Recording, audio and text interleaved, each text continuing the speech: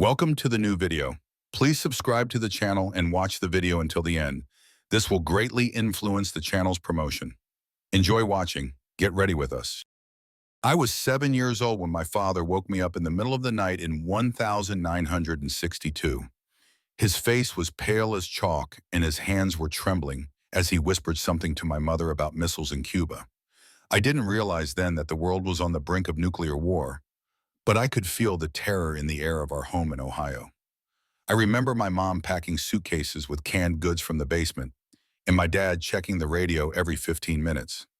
The neighbors across the street, the Johnsons, were also awake. Their windows were lit up all night. Mrs. Johnson was crying on the porch, hugging her little Sally, and Mr. Johnson smoked cigarette after cigarette, looking up at the dark sky as if he expected to see the fireballs of death there.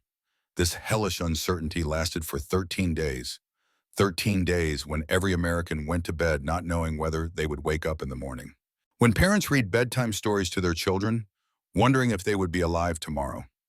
Today, more than 60 years later, I see that same fear in the eyes of American parents again. Putin is waving his nuclear weapons around like a madman. North Korea is launching missiles across the ocean, and Iran is getting closer to building a bomb. And we Americans sit back and think that this is all out there, far away from us. We are catastrophically mistaken. When I look at what's happening in Ukraine, I see the American future if we don't prepare now. Peaceful cities are turning into ruins in a matter of hours. People are hiding in basements, praying and searching for food in the rubble. Children are crying from hunger, and parents do not know what to feed them. And the worst part is that they thought it would never happen to them. Do you know what an old Vietnam veteran told me? He said, "Son, war does not ask for permission. It just comes." And he was right. Look at history. Pearl Harbor, September 11th. Americans always thought that the war would not touch their land, until it did. My friend, I don't want to scare you, but the reality is that the nuclear threat today is greater than during the Cold War. Back then, there were two players who understood the rules of the game. Now 9 countries have nuclear weapons, and some of them are guided not by logic but by the madness of dictators. But here's what I've realized in my 45 years of life. Panic won't help, but preparation will. And today I'm going to share with you 25 products that can save your life and the lives of your family when the world around you stops forever. These are not survival theories from Hollywood movies. This is practical knowledge, proven by history, science, and the experience of those who have already survived the worst. I will tell you what to store, how to store it, and most importantly, how to use this knowledge when minutes, not days, count. Imagine this picture. At 6 in the morning on August 27, 2005, Mike Roberts from New Orleans was drinking coffee in his kitchen and watching the news about Hurricane Katrina. The forecasters said the storm might get worse, but Mike thought, "We've been through worse than this." 48 hours later, his house was under 12 feet of water, and he was sitting on the roof with his wife Jennifer and 2 children, waiting for the rescue that never came. Do you know what saved this family? Not government services, not the Red Cross. It was an ordinary plastic water container that Jennifer had filled the day before just in case. 1 gallon of clean water per family member per day. This is the first rule of survival that has saved the lives of thousands of Americans during natural disasters. Now multiply this disaster by 1,000. Imagine that instead of a hurricane, it was a nuclear winter. Instead of flooded roads, radioactive ruins. Instead of a temporary power outage, the complete destruction of infrastructure for years to come. The first 72 hours after a nuclear strike is the time when it is determined who will survive and who will not. This is not drama, it is statistics. People in Hiroshima and Nagasaki who had food and water in their basements were 5 times more likely to survive the first week. Those who relied on outside help often did not survive to the second day. So listen carefully. The number 1 item on your survival list is water.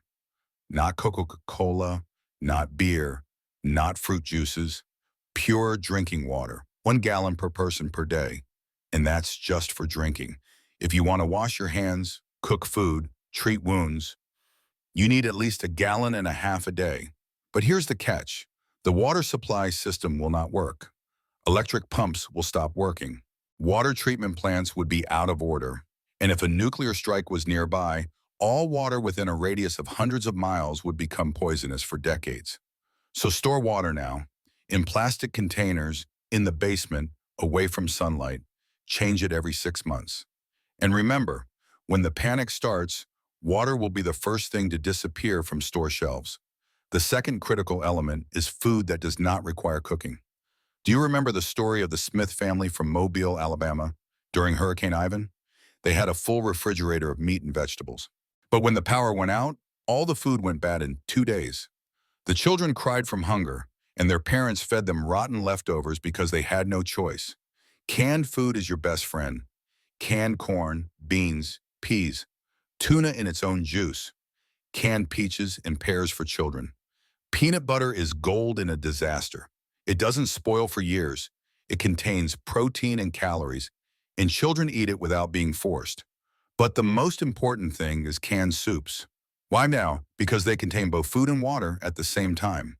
One can of soup can feed a child for the whole day and give them a drink. And if the soup is cold, it doesn't matter. A hungry person will eat anything. The third element is medicines. Oh my God, how many people die in the first days not from radiation but from banal infections and diseases? A cut on your hand that would normally heal in a week can kill you in 3 days if you don't have antibiotics. Pack your first aid kit now, iodide to treat wounds, aspirin for pain and fever, broad-spectrum antibiotics. Ask your doctor to prescribe them just in case. Activated charcoal for poisoning. Diarrhea medications. Believe me, it can be a matter of life and death. And don't forget about the medications you take all the time. If you are a diabetic, stock up on insulin. If you are a hypertensive person, take blood pressure pills. Pharmacies will be closed or looted in the first hours after the disaster. The fourth element is communication with the outside world. Mobile networks will be the first to go down. The internet will disappear. Television will stop broadcasting. But radio waves often work even when everything else is dead. Buy a portable radio with batteries. Not a digital radio, but a good old analog AM/FM radio. It will pick up signals even after an electromagnetic pulse. Stock up on batteries, dozens of sets. Keep them in a metal box to protect them from radiation. The Wilson family from Texas survived a tornado in 2011 thanks to a radio. When their house was destroyed, they spent 3 days in the basement listening to the instructions of the rescue services. The radio told them where water was being distributed, where they could get medical help, and most importantly, when it was safe to go outside. The fifth critical element is light and heat sources. Flashlights, candles, matches, and sealed packages. But the most important thing is a portable gas stove or an alcohol bottle. Because even if you have canned food, hot food gives you not only calories but also hope. The psychological effect of hot soup in a cold, dark basement is invaluable. But this is only the beginning. The first 72 hours are about survival. The following weeks and months are about living in a new world. And that requires completely different foods that most Americans don't even know about. My grandmother Mary grew up in Oklahoma during the Great Depression. When I was a little boy, she always kept huge bags of rice, beans, and flour in her pantry. "Why so much, Grandma?" I would ask. And she would look at me with her steely eyes and say, "Son, when times are hard, banks close, but hunger does not wait." The year is 1934. Dust storms destroyed crops across Oklahoma. Banks burst one after another. Jobs disappeared like smoke. But Grandma Mary's family survived as neighbors starved to death. Wait, because her mother, my great-grandmother Ruth, understood one simple truth. There are foods that can feed a family for months, even years, if they are stored properly. Today, most Americans live from paycheck to paycheck, from supermarket trip to supermarket trip. We have food in our refrigerators for a week at most. What if there are no supermarkets tomorrow? What if there is no delivery? If food trucks can't get to cities because of radioactive zones? Look at the blockade of Leningrad. For 900 days, the city was cut off from the world. 900 days without food supplies. People ate wallpaper, cooked soup from leather belts, ground carpenter's glue into powder. More than 1 million people died of starvation. But those who had grain in their basements survived. Or think of the immigrants in the Wild West. When they set out on the road from Missouri to California, they knew that for the next 4 months there would be no stores. only what you carry in the wagon. And they were carrying rice, beans, flour, lard, and salt. These 5 products fed entire families during the most difficult journey of their lives. So listen carefully. If the first 72 hours are about survival, the next months are a marathon. And this marathon requires products with special properties. First, rice. White rice can be stored for 25 years in airtight containers. It contains carbohydrates for energy, is easy to cook, and does not take up much space. 1 pound of rice provides 2,000 calories, which is a full day's worth of food for an adult. Buy it in large 50-pound bags. Pour it into metal containers with tight lids. Add silica gel sachets to absorb moisture. Second, beans. Beans, lentils, chickpeas, peas. They provide protein that rice cannot provide. Together, rice and beans create a complete protein similar to meat. Your body will get all the amino acids it needs to maintain muscle mass. Beans can also be stored for decades in the right conditions. Here's a secret from my grandmother. She always kept a 2-to-1 ratio. 2 parts rice, 1 part beans. This is the divine proportion, she used to say. And she was right. This ratio provides an optimal balance of carbohydrates and proteins for long-term survival. Third, flour. Wheat flour is the basis of bread, the foundation of civilization. It can be stored for years in a cool, dry place. Flour can be used to make bread, pancakes, dumplings, and noodles. But most importantly, it gives you a feeling of satiety that rice and beans do not always provide. I remember my grandmother baking bread in an old cast-iron oven during snowstorms when we couldn't get to the store for weeks. The smell of that bread filled the house with hope. The children stopped crying, adults smiled, because bread is not just food, it is a symbol that life goes on. Fourth, oil. Vegetable oil, olive oil, coconut oil. Fats are critical for long-term survival. They provide the most calories per gram, 9 calories versus 4 for carbohydrates and proteins. Your brain needs fat to function properly. Without fat, you will start losing weight even with enough rice and beans. Coconut oil is my favorite. It does not spoil for years even without a refrigerator. It has natural antibacterial properties. And it tastes much better than regular vegetable oil when you eat the same thing for months on end. Fifth, salt. People die without salt just like they die without water. Your body loses sodium through sweat, urine, and breathing. Without replenishing salt reserves, cramps, weakness, and heart rhythm disturbances begin. In addition, salt is a natural preservative. It allows you to store meat and vegetables without refrigeration. Sea salt is better than ordinary table salt because it contains trace elements. But any salt is better than no salt. Keep at least 10 pounds for a family of 4. Sixth, sugar and honey. Your brain consumes 20% of your body's energy, and the brain runs exclusively on glucose. Without sugars, you won't be able to think clearly, make decisions that will save your life. White sugar is stored forever in a dry place. But honey is better, saying it has antibacterial properties, helps with colds and coughs, and does not crystallize if stored properly. Archaeologists have found honey in Egyptian pyramids that is still suitable for consumption after 3,000 years. Seventh, nuts and seeds. Almonds, walnuts, peanuts, sunflower seeds.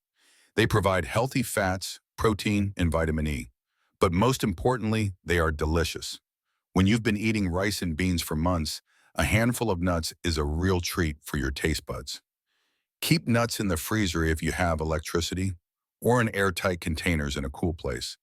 They can spoil due to their high oil content, so rotate your stock every 6 months.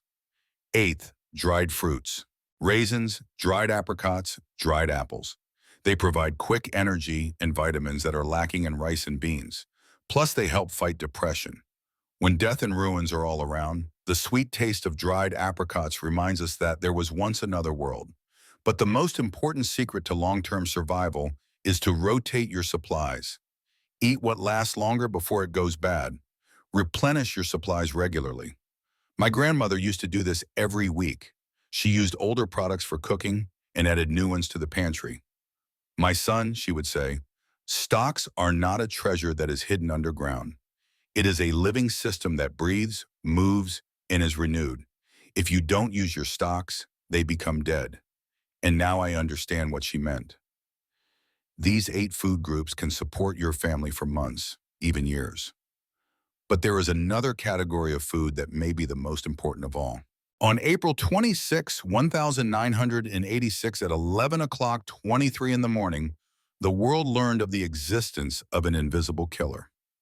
The fourth reactor of the Chernobyl nuclear power plant exploded, releasing more radioactive substances into the atmosphere than during the bombings of Hiroshima and Nagasaki combined. And Anatoly Dyatlov, deputy chief engineer of the plant, remembers that moment to the last detail.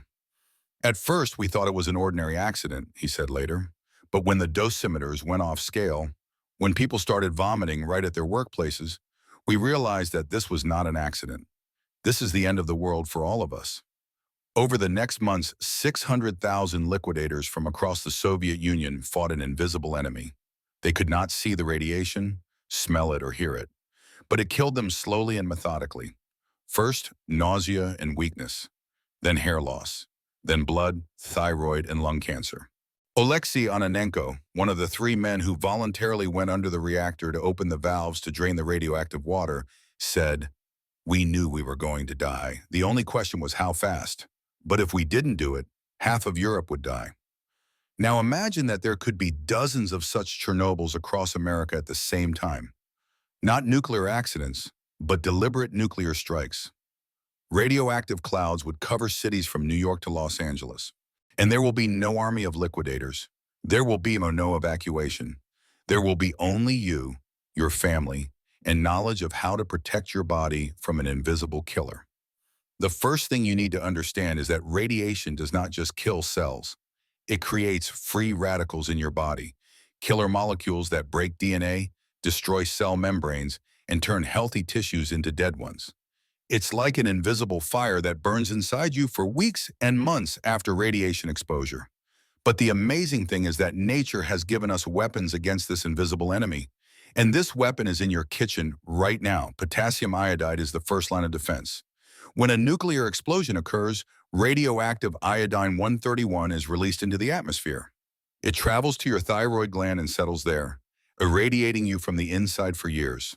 But if you take potassium iodide before or immediately after the radiation, your thyroid gland will be saturated with regular iodine and will not be able to absorb the radioactive iodine.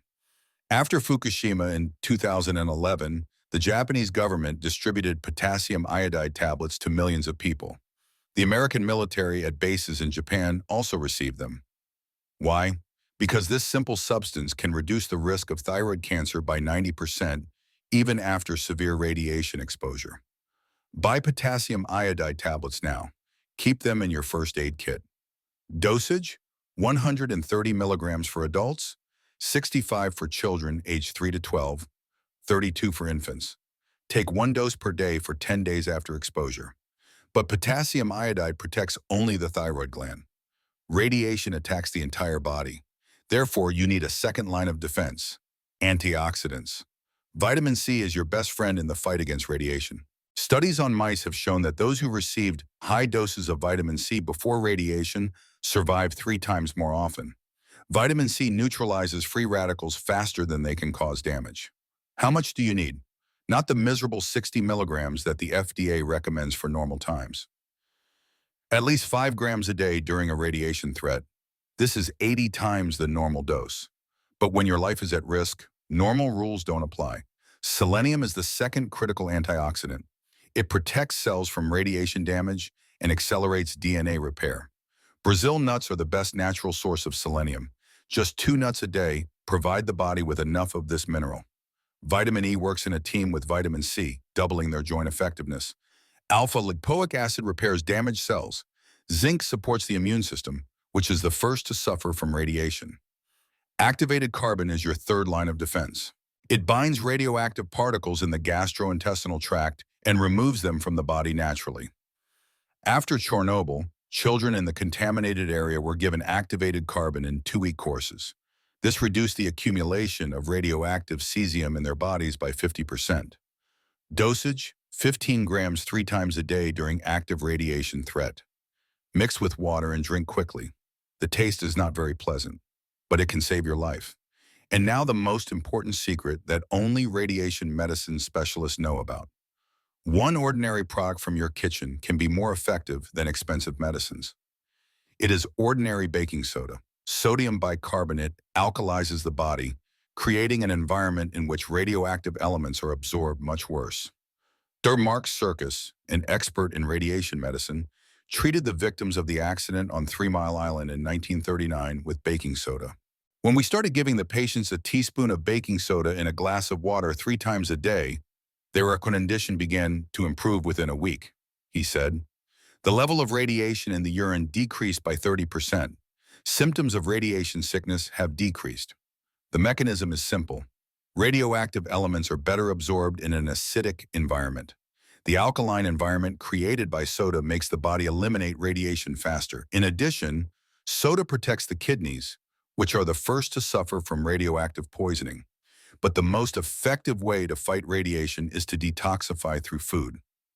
Chlorella and spirulina, green algae, bind heavy metals and radioactive elements. After Chernobyl, Russia began to grow chlorella on a massive scale to treat irradiated people. Garlic contains sulfur compounds that accelerate the removal of radiation. Beets support the liver, the main detoxification organ. Apples contain pectin, which binds radioactive cesium. Green tea is your daily protector. Polyphenols in green tea neutralize free radicals and repair damaged cells. Japanese people who drank green tea every day had significantly lower radiation levels after Fukushima. But remember, time is a critical factor. The sooner you start taking protective substances after exposure, the better your chances of survival. Ideally, 30 minutes before exposure. Effectively, within the first hour after. After 6 hours, the effectiveness drops by half. So keep your radiation first aid kit ready now. Potassium iodide, vitamin C and E, selenium, activated carbon, baking soda. It may cost $50, but saving a life is priceless. Tomiko Sakata from Fukushima said, "When the accident happened, we didn't know what to do. People were panicking and running away. But my neighbor, an old woman named Michiko, gave me a pack of iodine tablets and said, 'Take one every day until the radiation subsides.' Now, 13 years later, I have no health problems. And many of my friends who didn't take anything are fighting cancer. Don't be like those friends of Tamika's. Be like the wise Michiko." Do you know what struck me most about Detroit in 2009? Not the abandoned Ford plants. It was not the empty neighborhoods where life used to be in full swing. It was a small garden in the middle of the ruins where an 80-year-old African-American woman named Grace Lee grew tomatoes the size of softballs. "My son," she said to me, pointing to her small garden, "when the world is falling apart around you, don't sit there and cry. Plant seeds, because seeds are hope for tomorrow." Grace started planting her garden after General Motors went bankrupt and all the stores in her neighborhood closed. Over the next 10 years, her garden fed not only herself, but also 30 neighboring families. Here's a secret that 95% of Americans don't know. The most important thing on your survival list, it isn't like canned food, pills, or even water. It's seeds, because canned food runs out. Pills are used up, and seeds give new life again and again. The Amish community in Pennsylvania has been saving seeds for 300 years. They have survived the Civil War, the Great Depression, 2 world wars, and dozens of local disasters. Why? Because every Amish family has a seed bank, sealed containers of vegetable seeds that can feed the family for a whole year. Eli Stoltzfus, an Amish farmer from Lancaster, explained to me, "The English think that food grows in supermarkets. We know that food grows in the ground. And as long as you have land and seeds, you will never go hungry." So listen carefully. Your secret weapon of survival consists of 5 components. The first is seeds for a quick harvest. Radishes yield in 25 days. Lettuce in 30. Spinach in 40. This is your first line of food when you run out of store-bought supplies, but the land is not yet ready for long-term crops. The second is seeds for long-term food. Potatoes, onions, carrots, cabbage. They take longer to grow but provide much more calories and nutrients. One potato can produce up to 20 new tubers. One onion can produce up to 15 new bulbs. The third is medicinal plants. aloe vera to treat burns, echinacea to strengthen the immune system, calendula for wound healing. When there are no hospitals and pharmacies, your garden will become your pharmacy. The fourth is water purification products, because seeds need clean water, just like you. Water purification tablets are calcium bicarbonate or iodine. One tablet purifies 1 liter of water from bacteria and viruses. A portable activated carbon filter removes chemical contaminants. The fifth is the stock rotation plan. This is the most difficult part, but the most critical. Every month, spend 10% of the old stock and replenish it with new stock. Use a first-in, first-out system, just like in supermarkets. Here's your specific plan of action for the next 30 days. Week 1. Buy basic water and food supplies. 20 gallons of water for each family member. 50 pounds of rice, 25 pounds of beans, 10 pounds of salt. The estimated cost for a family of 4 is $150. Week 2. Medicines and radiation protection equipment. Potassium iodide, vitamin C and E, activated carbon, baking soda, portable radio with batteries, flashlights, batteries. The estimated cost is $80. Week 3. Long-term supplies. Flour, oil, honey, nuts, dried fruits. Seeds for quick and long-term cultivation. Water purification products. The estimated cost is $120. Week 4. Organization and testing. Put everything in containers with labels. Test the radio and flashlights. Try to cook a full meal with only your supplies. Plant the first quick seeds in pots on the windowsill. The total cost of basic training for a family of 4 is $350. Less than an American family spends on restaurant meals in a month, but this training can save 4 lives. Jake Robertson, a modern prepper from Montana, told me, people think disaster preparedness is paranoia, but home insurance is also disaster preparedness. So is health insurance. The only difference is that a nuclear disaster could happen tomorrow, and the insurance company won't cover your survival. Do you remember how this video started? With a story about a little boy who woke up in the middle of the night from his father's fear in 1962. That boy was me. And today I want your children to never experience the horror of uncertainty that I did. You cannot control crazy dictators. You cannot stop nuclear missiles, but you can control your preparation. You can give your family a chance to survive when chaos reigns. Start today, not tomorrow, not next week. Today, go to the store and buy your first 20 gallons of water. It will take an hour of your time, but it could give years of life to your family. Because when that day comes, and it may come sooner than we think, the question will not be whether you are ready. The question will be whether your preparation was sufficient, and only you can answer that question. Take responsibility for your life into your own hands. Do it now. Do it today. Your family deserves this chance.